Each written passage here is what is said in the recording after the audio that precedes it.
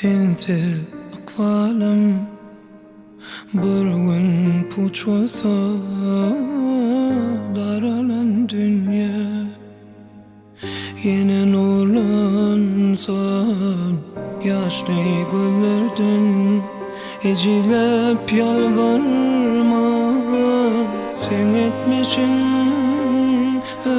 ne belli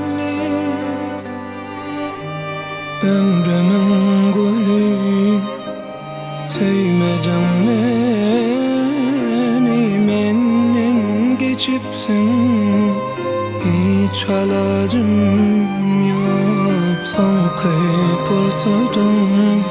yüreğimin töründe elcimde onun yok teleğimde ayrılık vardır kısmetinde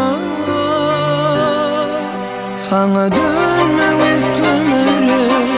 yine dönmek istemerim hayalımda yanılacağım sana dönmek istemerim yine dönmek istemerim hasratımda yanılacağım yatlamalan seni unutur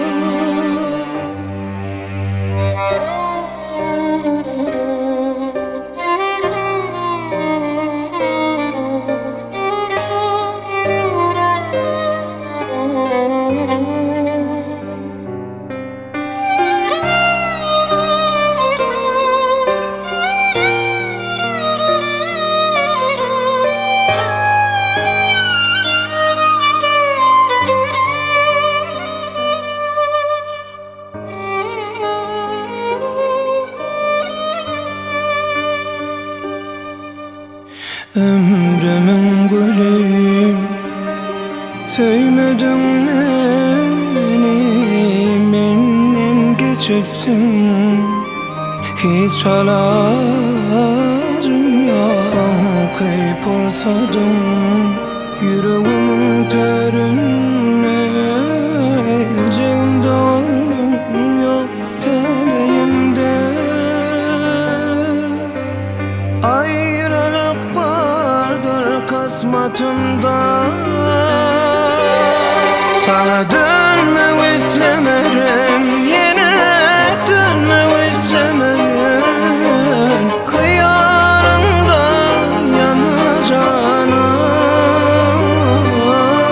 sana dönmek istemerim yine dönmek istemerim hasratımda yanacağım yatlamadım seni